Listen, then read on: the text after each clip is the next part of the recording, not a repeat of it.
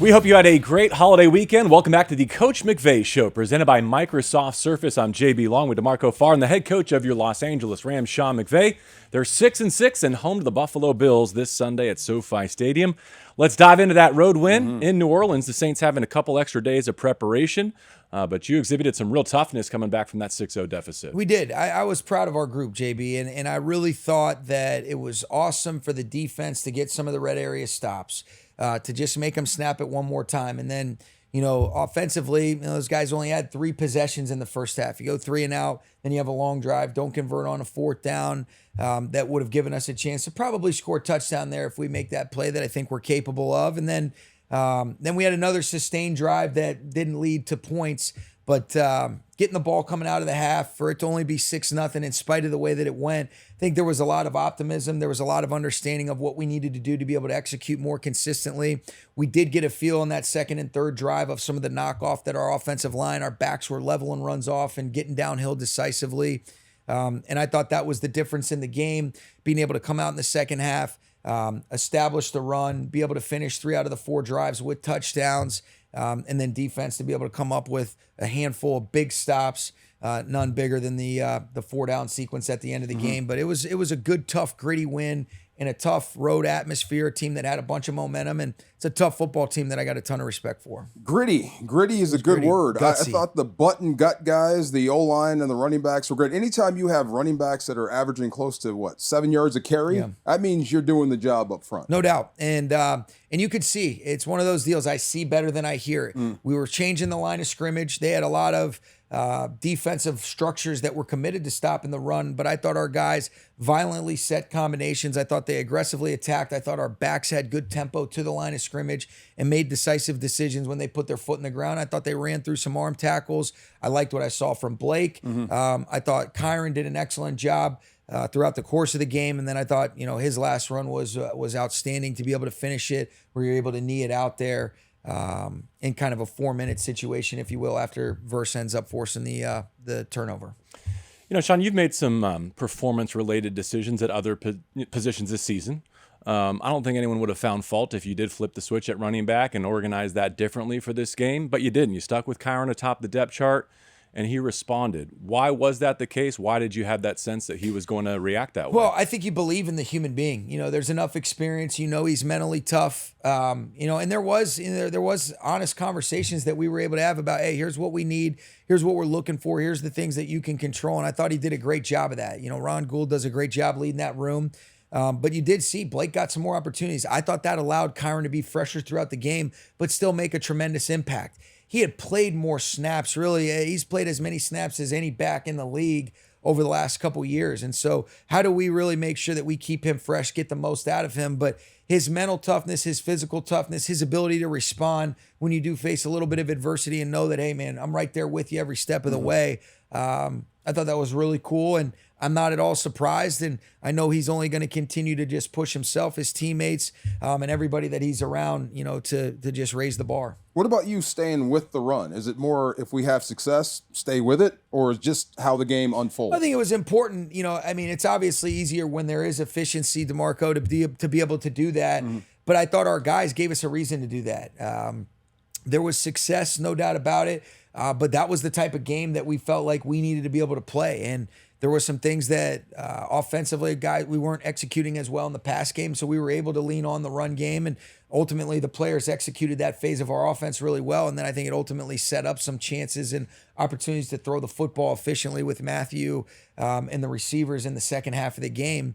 And that ended up being a difference. But no, you want efficiency to be able to consistently commit to the run. You need that, but there are some times where you're saying, let's stick with it. Let's understand if it's not working, why. Let's get those things fixed. Let's clean up the techniques, maybe the angles, maybe some of the different run concepts we want to get off.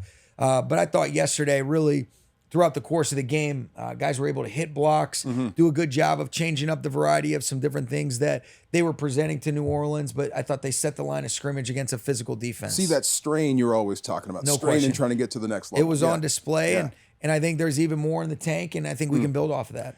I'll call out 2 names, but take this wherever you want in terms of your offensive line. How did you feel the return of Rob? And then also, it seems like in recent weeks, KDOT has really found whatever he tapped into last year in a career season? Has that materialized? I think that's great observation without a doubt. I thought Rob was excellent. I thought he imposed his will in the run game.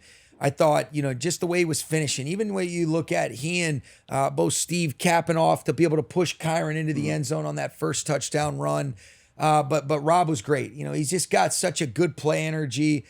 He's got a great understanding of some of the things that we're trying to get done. And I thought he really let the techniques, I thought he'd let it go. He went for it and you could see it. He had a bunch of success. There was a physicality, there was a violence at which he played. And there's an energy that's exuded from the rest of the guys around when you're able to change the line of scrimmage. And he and K-Dot had some great combinations. Thought K-Dot did a great job. And he's one of those guys. I mean, he's an excitable guy. He's shooting jump shots. And, but when those two are excited and that right side of the line gets rolling, usually that means good things are in store for the Rams run game. And those two guys were key and critical factors without a doubt, JB. Hooking a professional 3 technique. I mean, that to me is what fires me up. You never got reached as a 3. I got reached every now and then. But when you see that in a game where a guy can just reach that 3 technique and shove him inside so you can run outside, that's the stuff you can't coach. That's just big dude doing big stuff to big No, big it was people. good. Yeah. There was definitely, some illustrations of being able to capture the edge, but then there was also some times of being able to create some vertical removal or being able to expand that, that B area for that ball to level off inside of it. And I think it's important for us to give guys, no different than routes, the complementary, blocking schemes off of it, but guys went for it. I thought there was an aggressiveness. Even when you're running the zone, people think, oh, you're just running around blocks. No, there's a physicality at which you want to set the line of scrimmage. You're setting your landmark, but then, hey, I'm getting my second step in the ground. I'm violently going through when I'm making contact on this defender, whether I'm soloed up or whether I'm working in combination. And now let's have the back be able to press it one gap at a time, and let's see if we can move the line of scrimmage. It seemed like he might have been intentional about building Demarcus back up after a bad decision off the field last week. Am I reading too much into that, or was there a sentimental part of that? I think it's important, because he was remorseful. And like we've talked about, you don't minimize the severity of what he did. And it was a mistake. It was a bad mistake that he made. It doesn't make him a bad person. And I think those are opportunities where if you sense there was an authentic and a genuine accountability, a remorse, an ability to try to say, hey, let me be a learning experience and an opportunity so nobody replicates this mistake. I thought that was authentic. And so then I think it's important then when people go through something that they're not alone. You put your arm around them, whether it's bringing back. I think he knew that he had the support of us based on the way he handled it, what's in his heart and what he's been since he's been an LA Ram and how we've gotten to know him. And I thought he did respond in the way that I would have expected, and that was reflective of him knowing that he's not in this journey alone, and he's got a lot of love and support from his teammates and from his coaches as he's trying to be able to learn from a mistake that he'll recover from. And he balled out. Is he okay? And he left the game with the hand? Yeah, he's okay. Yeah, he got it banged up. Fortunately, it's one of those deals that you can pad and protect, and he was going to be able to return and be a factor if we needed him.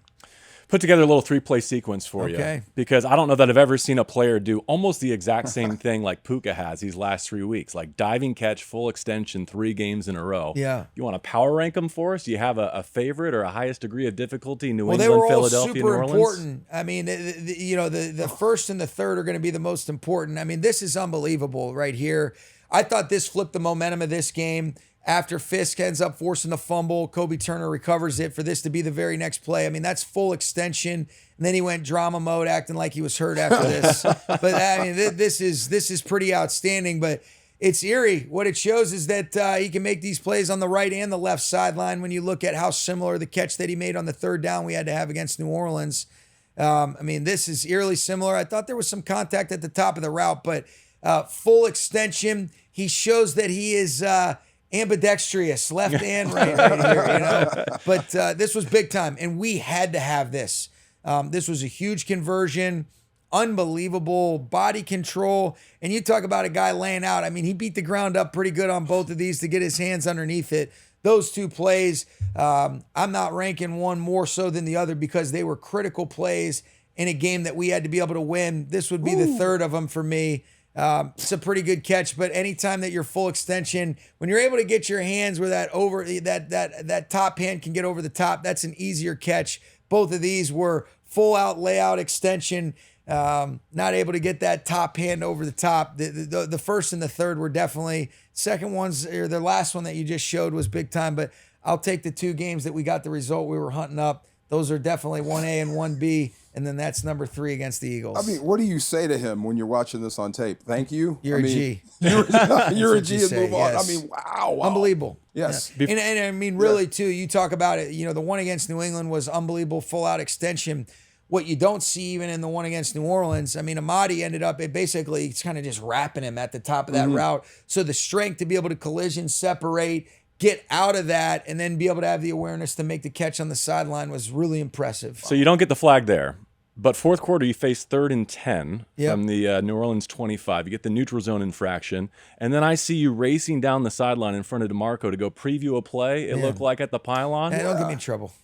Hey, you know what? Here's what, sometimes you want to be able to alert the guys in terms of where their responsibilities lie of what's coming up and, being aware of that. And it was one of those. I thought it was a good call in that given situation, but could have told the person that's a little bit closer to me to alert instead of running down there. I got to be better there. What was the call there? He didn't reestablish? On the catch at the pylon? Yeah, I thought he caught the pylon. Wouldn't that be a touchdown?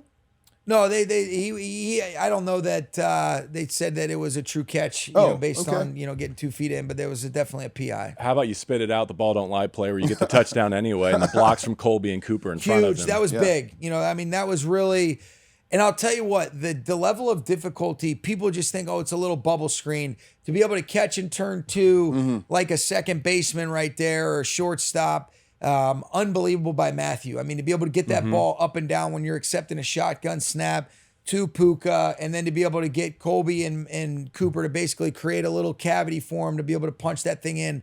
That was huge. And that was a well-blocked run play. Yeah. Ended up being a touchdown pass right there. And it was a good spike by Alaric Jackson as well. It went about 8 feet in the air. I loved it. I mean, just when you catch that, that momentum carries them to the end zone. It was great blocks by those guys, though. I have a question about the defense. And tell me if this is rude. I asked one of your linebackers, Chris Roseboom, what's gotten into you? You look like a completely different player. Yeah. Is that rude to say to a guy? No, I think, there might be a little bit better way to articulate it. I didn't say it on the radio. You've played really good football the last couple weeks, man. I think you've really taken it up a notch. That feels different to me than whatever you said. But he's been balling. I'm trying to give him his props. Yes, but you act like you're so surprised by it, But he has, I'll tell you what. It is cool that you say that, though, D'Marco, because we were in the defensive staff meeting this morning. We're going through stuff, and Jerry Shaplinski, who does a great job. He's got offensive background, is a tremendous help to our defensive coaches, has a great understanding of what's the big picture. And he mentions, I thought Roseboom was one of the guys that really jumped off the tape. You could really feel his sideline to sideline, and he's always had great athleticism, but now I think he's able to put it together where I'm getting that experience. I'm understanding where I fit within the framework of these defensive calls and coverages, and I can be able to play fast, decisive, and then I think he's tackling well. He's played really well the last couple weeks, and he was a huge factor yesterday, and I thought he made his presence felt early in the game, especially on that perimeter toss crack play where he ends up making the TFL on Kamara. You don't see Kamara freeze that often. No, there was nowhere to go. And you can see he's confident, the way he's carrying himself. He's playing violent. He's doing a great job. I think Greg Williams, our inside linebacker coach, has done an outstanding job. I thought Omar Spates, he played 45 snaps, had a really good game, but Roseboom was outstanding. He's a game ball guy. Along those same lines, you're always looking for response. You say that on this show all the time. A week after Saquon goes nuclear at SoFi Stadium, to see that defense hold Kamara, who's having a career year to 4.4 yards per touch. What should we take away from that? I thought it was good. He obviously had a good hit on the first play of the game. There was a couple different things where we can be a little bit better, but I thought our competitive stamina was exactly what we're hunting up. The ability to make him snap it one more time, the pursuit, all 11 to the football, arriving violently with our approach, our fit, our finish. I thought it was excellent. And I got a ton of respect for Alvin Kamara and the pressure that he can put on you. He's such a threat in the pass game as well. And for us, he still made his plays, but I thought, all in all, for the caliber of season that he's having, for the caliber of player, I was really pleased with our ability to be able to keep him kind of corralled and And I think he felt the defense all day. They did a really good job. And Taysom Hill. I mean, gave him hell too. He had been a stud. I hate to see that when guys get injured. That's the worst part. Nobody wants that. But those were the two key guys that we said we needed to limit their impact on the game, and I thought we were able to do that defensively. I have one question about complementary football. Yeah. Right. Okay. So if the offense isn't getting off to a fast start, it's up to the defense to keep them off the board. Yep. They did that. Wouldn't you count that as complementary Absolutely. football? Okay. Yeah. To me, complementary football isn't exclusively building off each other's momentum. It might be picking each other up when the other one needs it. And I thought that was a huge example of complementary football. And then that enabled us to be able to play the kind of complementary football that we want at the end of the game, where the offense goes and scores to take the lead, and then defense keeps them from scoring, and then the offense is able to close it out in the 4-minute situation. But that is no doubt that's complementary ball to me. Especially if Kobe gets that strip sack, because Braden Fiske, that slide cancel and the he answered the cutback. question of if you were going to give a fullback dive to any of the D linemen, who it would be. He looked awesome. I mean, he got up quick. I thought it was great examples of Cam Kitchens and Jalen McCullough getting some blocks. Oh, man, the damn tuck rule. Come on. So you're saying red zone package for Braden Fiske. I'm saying, he's he switched the ball even? I mean, he looked smooth. Yes. The little They cutback. were gassed after that. I was skeptical just because of some of the ways that it had been officiated, that it's coming back. And that was still a big stop to force the field goal there. But I said, hey, let's not be down. If they overturn this, it's probably overturning. And then you're looking, and those guys did a great job of transitioning to be able to finish. But I mean, you were on the sideline even getting oxygen. I mean, that was a fun play though. We'll have some fun with that on Wednesday. Verse deserved a strip sack too. Plays the same, doesn't matter. But on the play before, and at critical junctures throughout the season, Bobby Brown seems to be right there in the middle, doesn't he? Yeah, and I'll tell you, JB, my favorite part about that was what happened on second down. A little frustration with some stuff going on post whistle. He kept his poise, and he was pissed off, and he used it to play with that controlled aggression that AD used to always talk about on the third down. Knocks the guard back, is able to shock shed, come off, force the 4th down and 3 right there. But that was a big-time play by Bobby Brown on a third down, forcing it to 4th down, and he looked like a man right there. That was a great play by Big Bobby. Big dude getting big in the middle. I mean, that's the type of game. That's a big win down there. And I don't know how many times we've been down there when the Bayou Classic was actually going on at the same time. It feels like every time. Yeah, it was rocking. And loud. I ran into a couple of the Southern head coaches' sisters in the elevators and different things like that. They were all fired up. Yeah. So there's a party going on, but you got a game the next day. It's like tough to focus, and you got it all done, and you got the win. Yeah, the guys did a great job. I thought we were ready to go. Yeah.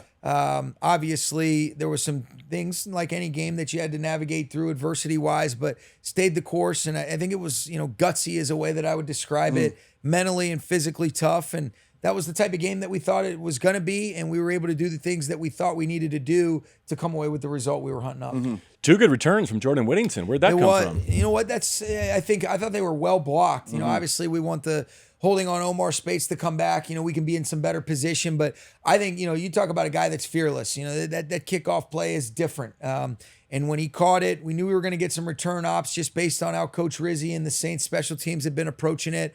I thought he hit it fearless. I thought Chase and Coach Frost had some good returns set up. For the most part, guys executed. Obviously, we had the one that was called back because of the holding, but then the second one, I thought that was a big deal. Not talking about the one at the very end of the first half. We were kind of running a bounce scheme there, but I thought the one that he had in the fourth quarter was big, and it got us in good field position. He hit it, and we're ever so close for him to really being able to come out on that. And I thought guys did a good job of being able to get it started. And then he had the juice and the strength to be able to hit it with a fearless mindset and mentality. And he looked explosive. It was good. Great dude, positive attitude. He's a stud. Yeah, did a good job as a gunner. And we got to keep figuring out ways to allow him to impact the game offensively. But he's gonna be a good player for us. Did you watch Sunday Night Football on the plane, the snow globe situation with your next 2 opponents over the next five days? Yeah, that was. That was wild weather, and the Bills they did a great job, but it looked like it was hard to get their footing. couple big explosive runs early on in that game. My wife texted me during that game, and I'm so glad that the game's at home against Buffalo. Wow. How about the Allen to Cooper to Allen? I mean, that's just incredible. backyard football they're at balling. its finest. Yeah, we say don't reach it out unless it's fourth down. He said, screw that rule, and went just full extension mode. That was impressive. What do you think makes him special? I mean, well, I think he's a great competitor. I mean, obviously, he's got incredible ability to extend plays. He's got a bunch of physical tools. I think he's a really mentally tough competitor. I think he's smart. I think he's seeing the field really well. I think they're doing a great job of allowing him to be able to play quarterback, settle in for a handful of concepts. I think there's a rapport and a comfort with the skill players around him. I think Coach Cromer and their offensive staff has done a great job of establishing a legitimate run game. And he's got such great athleticism to extend. He can beat you with his arm, his legs, and his brain. And so he's playing at a really high clip. And I think he's only gotten better since we saw him in opening game in 2022. And that's why we know it's going to be a damn good challenge for us. And we better be ready to be at our best if we want to have a chance to be able to compete. Couple final ones from me. You claimed a former first-round defensive back today, I understand. Emmanuel Forbes. What does he offer at 23 years of age, and how soon can he impact games? We liked him coming out of Mississippi State. I thought he had a bunch of good ball production, was able to, catch balls and then be able to, return them for scores. A guy that can come up and play press. I think he's got the ability to be able to play visual. He's tough. He's a leaner build. But he showed some competitive toughness if he's asked to come up and run support. We played against him last year when we played Washington later on in the season. I thought he had some good tape. But this is a reflection of, very rarely do some guys that recent evals that are high ranked come available. I didn't actually think we would get him because of where we're at in the claim order. So we were pleased that we were able to get him, and we'll add him to the mix. We'll get to know him, and we'll see where he fits. But that's kind of it was kind of a simple thing that came to fruition, a few hours ago. And then finally, I love the scene post-game. You're always so good about awarding game balls to people who have special ties to the game or the city. Yesterday, it was Louisiana. It was KDOT and AC Carter. But I know our fans noticed the hang time from you. And Coach, what's that? The hang time on your celebration. Sleep on my athleticism. I mean, you're 38 now. You're a dad. I'm one high spring away from an Achilles. Every time I open up, I still sometimes feel good, and I'm like, ooh, next my day. body might not be agreeing with me anymore. Well, good to see you healthy Yes, and catching some air. There you go. Congrats, and back Coach. in the win column. Good luck sir. against the Buffalo Bills. D'Marco, thank you for being here as well. And thank you, as always, for joining us for the Coach McVay Show, presented by Microsoft Surface. Fiske.